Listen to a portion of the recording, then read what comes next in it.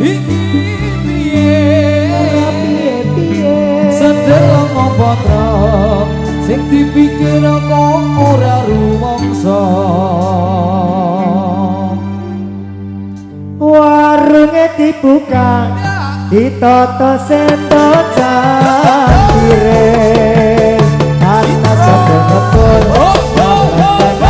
kang rotene bateng remeng-remeng manis-manis pelayane santen ngopotro seorang bisa gowo esok pagi batine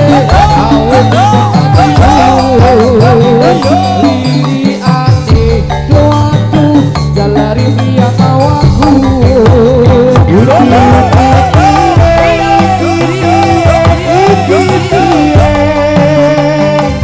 sekarang apa